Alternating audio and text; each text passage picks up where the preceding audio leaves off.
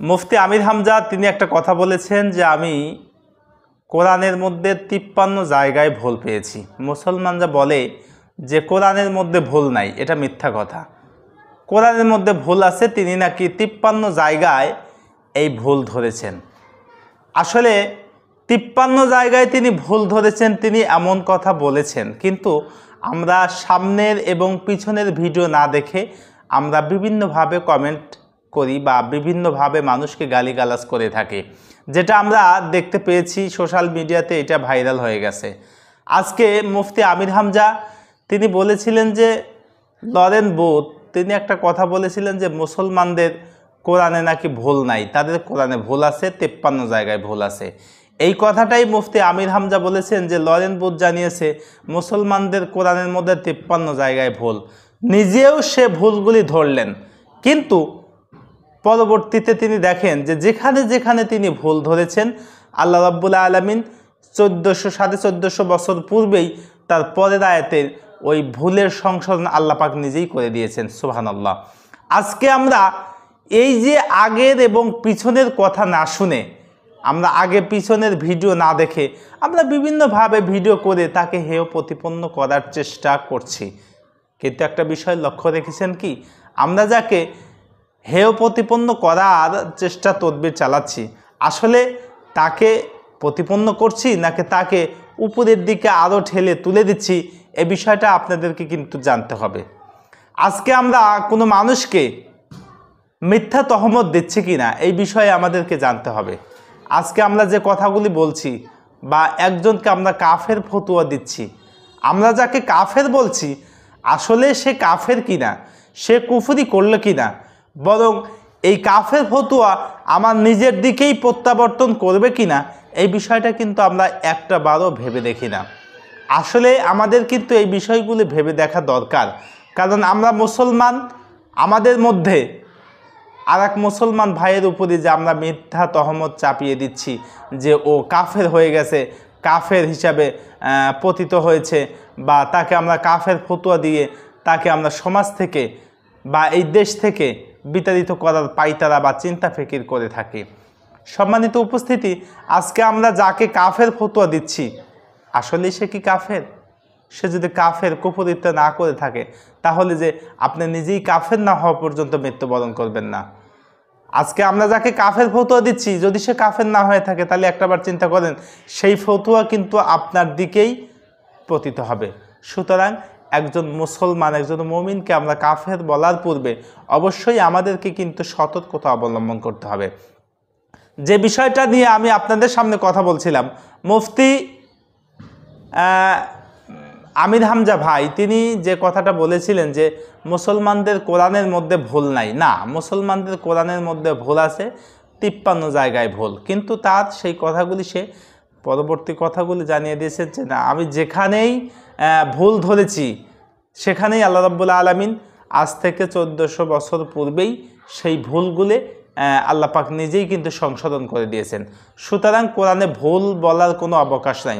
আল্লাহ রাব্বুল আলামিন বললেন জালিকাল কিতাবুল লা রাইবা ফি, আল্লাহ পাক বলেন যে এটা এমন একটা কিতাব যেই কিতাবের মধ্যে কোনো সন্দেহ নাই, কোনো ভুল নাই। সুতরাং এই কিতাবের পাঠক যে লেখক যে সে কিন্তু বলেছেন যে এই কিতাবের মধ্যে কোনো ভুল নাই, কোনো সংশোধন, কোনো রকমের সংশয় সন্দেহ নাই। পৃথিবীতে কোনো রাইটার বলতে পারবে না যে আমি একটা বই লিখলাম আর এই বইয়ের মধ্যে ভুল নাই, এরকম পৃথিবীর কোনো রাইটার বলতে পারবে না। সুতরাং আল্লাহ রাব্বুল আলামিন কিন্তু এই বিষয়ে আজ থেকে 1400 বছর পূর্বেই কিন্তু চ্যালেঞ্জ ছুড়ে দিয়েছেন। সুতরাং এইখানে আমরা ভুল খোঁজার কোনো চেষ্টা করব না বা ভুল ধরার কোনো অবকাশ নাই, কিন্তু আমাদের কথাগুলি তো বুঝতে হবে। আজকে আমরা যে কথাগুলি বলি এই কথাগুলির কতটুকু সত্যতা আছে, এই কথাগুলির কতটুকু গ্রহণযোগ্যতা, কতটুকু গ্রান্টেড হবে, মাস্ট বি গ্রান্টেড হওয়ার আগে কিন্তু কথাগুলি আমাদেরকে যাচাই করতে হবে। আমরা কথাগুলি সামনে এবং পিছনে যাচাই না করেই আমরা কিন্তু বিভিন্নভাবে মানুষকে ছোট করার জন্য, মানুষকে একটু লাঞ্ছনা করার জন্য কিন্তু আমরা উঠে পড়ে লাগি। আজকে একটা বিষয় বলতেই হয়, আজকে একটা বিষয় যে এই ইসলাম ধর্মের উপরে বিভিন্ন জাতি অর্থাৎ হিন্দু মুসলিম বা অন্য অন্য জাতি থেকে যতটুকু না ক্ষতি হয়েছে তার চেয়ে বেশি ক্ষতি হয়েছে আজকে এই ইসলাম ধর্মের এই মুসলমানদের মাধ্যম দিয়ে। আজকে ইহুদি জাতিরা মুসলমানদের ক্ষতি করেছে, কিন্তু মুসলমান যত ক্ষতি করেছে এত ক্ষতি কেউ এ যাবৎ করতে পারে নাই। সুতরাং এই মুসলমানরা যত ক্ষতি সাধন করে এত ক্ষতি ইতিহাসে কেউ করতে পারে নাই। সুতরাং এই মুসলমানরাই কিন্তু একটা সময় আমরা দেখতে পেয়েছিলাম যে ফ্যাসিস্টের সময় আমাদের আর একটা রাহবার মুফতি ডক্টর মিজানুর রহমান আজহারি তাকে কিন্তু ফতোয়া দিয়ে দেশ ছাড়া করলেন, বা মুফতি আমির হামজাকে বিভিন্ন তহমত দ্বারা তাকে কিন্তু 3টা বছর জেলখানায় কিন্তু বন্দি করে রাখা হলো। আজকে আবার সেই তহমত, সেই মিথ্যা তহমত কিন্তু চালু হয়ে গেছে। কিন্তু একটা বিষয় জেনে রাখবেন যে আজকের এই দিন কিন্তু ওই সময়ের সেই দিন নয়। সুতরাং এখন কথা বলতে গেলে আপনাদেরকে অবশ্যই চিন্তা ভাবনা করে কথা বলতে হবে। আজকে যদি আপনারা চিন্তা ভাবনা করে কথা না বলেন তাহলে কিন্তু আপনারা বুঝতে পারবেন যে হ্যাঁ, এই আমির হামজা কিন্তু সেই সময়ের আমির হামজা নাই। আজকে প্রত্যেকটা মানুষ আমরা এতটুকুই নিচে নেমে গেছি যে একজন মানুষকে ছোট করার জন্য কত রকমের কথাই না বলে থাকে। সম্মানিত উপস্থিতি, আজকে আমরা এখান থেকে শিক্ষা নেব যে কোনো মানুষকে তার পিছনে লাগার জন্য, তাকে নিয়ে কথা বলার জন্য অবশ্যই আমার আগে পিছনে কথাগুলি জানতে হবে। আমরা যদি আগে এবং পিছনের কথাগুলি জানি তাহলেই কিন্তু আমরা তার সম্পর্কে আমরা যে কথাগুলি বলছি সেই কথাগুলি বলতে পারবো।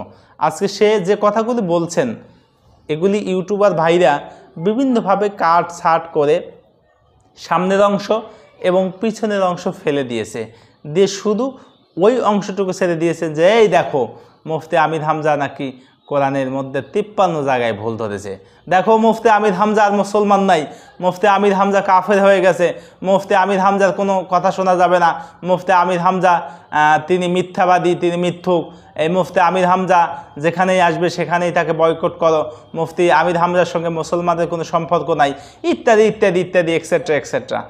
একটা বিষয় লক্ষ্য রাখুন যে এইগুলি কারা করছে, কেন করছে, কী জন্য করছে? করার একটাই কারণ, মুফতি আমির হামজার ধারে কাছেও তারা যেতে পারবে না। মুফতি আমির হামজাকে যে ট্রেনের নিচে নামাবে সেটা তারা করতে পারবে না, কারণ আল্লাপাক তাকে নিজেই, আল্লাপাক স্বয়ং তাকে উপরে তুলেছেন। এই জন্য মুফতি আমির হামজাকে ছোট করার মতো কোনো মানুষের সাধ্য নাই, এই পৃথিবীর কোনো মানুষের অন্তত সাধ্য নাই। মুফতি আমির হামজা আল্লাপাক তাকে প্রচুর পরিবর্তন মেধা দিয়েছে, জ্ঞান দিয়েছে। বিশেষ করে আমরা তাফসির জগতে দেখতে পাই যে মুফতি আমির হামজা যেই সুন্দর খণ্ড খণ্ড করে আমাদের মধ্যে তাফসির করে করে শোনায়। অন্তত বাংলাদেশে বিজ্ঞ বিজ্ঞ আলেম আছে আমি মানি, কিন্তু তাফসির জগতে অর্থাৎ ওয়াজের ময়দানে মুফতি আমির হামজার মতো বক্তা এখন পর্যন্ত জন্ম নেয় নাই। সুতরাং এই মুফতি আমির হামজা বাংলাদেশের জন্য একটা গর্ব, বাংলাদেশের জন্য একটা অনুপ্রেরণা। সুতরাং এই মুফতি আমির হামজা ভাইয়ের সঙ্গে না লেগে তাকে ভালোবেসে, তাকে আল্লাহর জন্য ভালোবেসে, কোরআনের জন্য ভালোবেসে তার সঙ্গে থাকার মতো আমাদের সকলকে তৌফিক দান করুন। আমিন সুম্মা আমিন। আখিরি দাওয়ানা আনিল হামদুলিল্লাহি রাব্বিল আলামিন। আসসালামু আলাইকুম ওয়া রাহমাতুল্লাহি তাআলা ওয়া বারাকাতুহু।